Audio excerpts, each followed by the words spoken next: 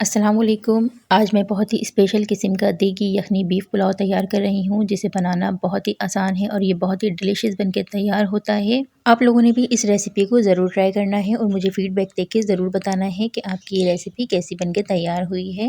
اور سب سے بڑی بات، اس پلاؤ کو بنانے کے لیے نہ ہی ہم کوئی الگ سے مسالہ بھونیں گے، نہ ہی الگ سے کوئی یخنی تیار کریں گے، پھر بھی یہ اتنا ڈیلیشیس کیسے بن کے تیار ہوگا؟ اس کے لیے آپ کو بنا اسکپ کیے ویڈیو کو فل واچ کرنا ہوگا۔ سب سے پہلے ایک پتیلی میں ہم 1 کپ آئل شامل کریں گے۔ جب آئل ہمارا اچھا سا گرم ہو جائے گا تو ایک بڑے سائز کی پیاز ہے، یہ میں نے باریک سلائسز میں کٹ کر لی تھی، اسے میں فرائی کر کے نکال لوں گی۔ پیاز کو بالکل ایک جیسا فرائی کرنے کے لیے اور کرسپی کرنے کے لیے آپ کو پیاز کو بالکل پتلا سلائسز میں کٹ کرنا ہوگا، تو ہی آپ کی پیاز بھی اسی طرح سے اچھی سی فرائی ہوگی اور بالکل اسی طرح سے آپ کا بھی بہت اچھا سا کلر پیاز پر آئے گا۔ پیاز فرائی ہو گئی تھی تو میں نے اسے آئل سے باہر نکال لیا ہے۔ اب یہ کچھ کھڑے گرم مسالے ہیں، یہ شامل کریں گے، کچھ سیکنڈ کے لیے فرائی کریں گے۔ اب 2 ٹی اسپون میں نے اس میں ادرک لہسن کا پیسٹ شامل کیا ہے۔ 1 منٹ تک ادرک لہسن کی اچھی طرح سے بھنائی کریں گے تاکہ اس کا کچا پن دور ہو جائے۔ آپ چاہیں تو کڑی پتہ بھی شامل کر سکتے ہیں، کڑی پتہ میں نے اسکپ کیا ہے۔ ادرک لہسن کی بھنائی کے بعد میں اس میں ½ kg بیف شامل کروں گی۔ بیف میں نے ہڈی والا لیا ہے، آپ چاہیں تو بون لیس بھی لے سکتے ہیں، چاہے تو مٹن میں یا چکن میں بھی آپ اسے بنا سکتے ہیں۔ بیف کو اچھی طرح سے بھون لیں گے۔ گوشت کی ہمیں جب تک بھنائی کرنی ہے جب تک اس کا پانی خشک نہ ہو جائے۔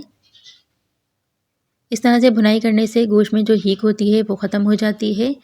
ابھی میں نے سونف دھنیا لیا ہے، اسے میں باریک گرائنڈ کر لوں گی، اور کچھ چھوٹی والی ہری مرچیں ہیں، اسے بھی میں گرائنڈ کر لوں گی۔ گوشت ہمارا بہت اچھی طرح سے بھن چکا ہے، اس کا پانی سارا ڈرائی ہو چکا ہے، تو اب اس میں سونف دھنیا شامل کر دوں گی۔ ہری مرچیں جو گرائنڈ کر کے رکھی تھی وہ بھی شامل کر دوں گی۔ 1 کپ دہی لیا ہے میں نے، اسے اچھی طرح سے پھینٹ لیا تھا، وہ دہی شامل کروں گی۔ آنچ کو میں نے بالکل سلو کر دیا ہے، ہلکی آنچ پر اب اس کی اچھی طرح سے بھنائی کر لیں گے کہ جو مسالے ہم نے ڈالے ہیں اس کا اروما اچھی طرح سے نکل جائے اور گوشت ہمارا اچھی طرح سے بھن جائے۔ اب 2 ٹی اسپون میں نے اس میں نمک شامل کیا ہے۔ اب ہلکی آنچ پر میں اتنی دیر تک اس کی بھنائی کرتی رہوں گی جب تک کہ دہی کا پانی خشک نہ ہو جائے۔ ہم اس پلاؤ کی یخنی اسی طرح سے تیار کریں گے، دیگی پلاؤ جو تیار ہوتے ہیں ان کی یخنی اسی طرح سے تیار کی جاتی ہے۔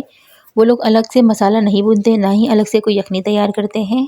جبھی ریسٹورنٹ کے بنے پلاؤ کے ذائقے میں اور گھر کے بنے پلاؤ کے ذائقے میں بہت زیادہ فرق ہوتا ہے۔ آج میں آپ کے ساتھ بالکل پرفیکٹ دیگی پلاؤ کی ریسیپی شیئر کر رہی ہوں۔ اگر ویڈیو آپ کو پسند آئے تو ویڈیو کو لائک ضرور کیجیے گا، اور چینل پہ نئے ہیں تو سبسکرائب کرنا نہ بھولیے گا۔ گوشت کی میں نے بہت اچھی طرح سے بھنائی کر لی ہے۔ اب میں اس میں تقریباً 3 گلاس کے قریب پانی شامل کروں گی اور اس کی یخنی تیار کر لوں گی۔ گوشت اگلنے میں تقریباً 1 سے سوا گھنٹہ لگے گا۔ گوشت ہمیں اتنا اچھا گلانا ہے کہ جب ہم اسے ہاتھ سے توڑیں تو بالکل مکھن ملائی کی طرح وہ بالکل ٹوٹ جائے، کیونکہ پلاؤ کا گوشت اسی طرح کا ہوتا ہے تو اچھا بھی لگتا ہے اور پلاؤ بھی بہت ٹیسٹی بن کے تیار ہوتا ہے۔ اب یہ میں نے ½ کلو باسمتی چاول لیے ہیں، آپ چاہیں تو سیلا چاول بھی لے سکتے ہیں۔ میں نے ½ kg ہی بیف لیا تھا اور ½ kg ہی میں نے رائس لیے ہیں، آپ چاہیں تو رائس کی کوانٹٹی تھوڑی سی بڑھا بھی سکتے ہیں، مگر صرف تھوڑی سی، ورنہ پلاؤ کا ذائقہ خراب ہو جائے گا۔ 1 گھنٹے بعد گوشت بالکل اچھا سا گل گیا تھا تو میں نے اب اس میں چاول شامل کرنے ہیں۔ یہ ½ کلو چاول شامل کر رہی ہوں میں، اسے میں نے 20 منٹ پہلے ہی بھگو دیا تھا۔ یخنی ہماری بالکل پرفیکٹ آئی ہے تو میں یہاں پانی شامل نہیں کروں گی، آپ اپنے چاولوں کے حساب سے پانی خود سیٹ کیجیے گا۔ تقریباً چاولوں سے 2 انچ اوپر پانی رہنا چاہیے۔ اب اس اسٹیج پر ہم پانی میں نمک چیک کریں گے، اگر نمک ہمیں کم لگا تو ہم اور شامل کریں گے۔ نمک تھوڑا سا مجھے کم لگ رہا تھا تو میں نے اور شامل کیا ہے۔ یخنی کے پانی میں نمک ایسا ہونا چاہیے کہ جب آپ اسے ٹیسٹ کریں تو آپ کو نمکین پانی محسوس ہونا چاہیے، تو ہی آپ کے چاولوں میں نمک بالکل پرفیکٹ آئے گا۔ چاولوں کا پانی ڈرائی ہو گیا تھا تو میں نے اسے 20 سے 25 منٹ کے لیے دم پر رکھا تھا۔ چاولوں کو دم پہ رکھنے سے پہلے میں نے 1 بڑے سائز کا ٹماٹر سلائسز میں کٹ کر لیا تھا، دھنیا پودینہ تھوڑا سا وہ شامل کیا تھا، اور تلی ہوئی پیاز جو ہم نے اسٹارٹ میں نکالی تھی وہ شامل کری ہے، اور تھوڑی سی ہری مرچوں کو بیچ سے کٹ کر کے وہ بھی شامل کری ہیں۔ اس طرح سے جب چاول دم میں لگائے جاتے ہیں تو چاولوں کی خوشبو اور ذائقہ دونوں ہی ڈبل ہو جاتے ہیں۔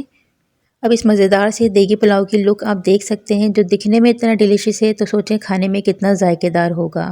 اب اس مزیدار سے پلاؤ کو دیکھ کے مجھ سے تو صبر ہو نہیں رہا، تو میں نے اپنے لیے ایک پلیٹ بنانا اسٹارٹ کر دی ہے۔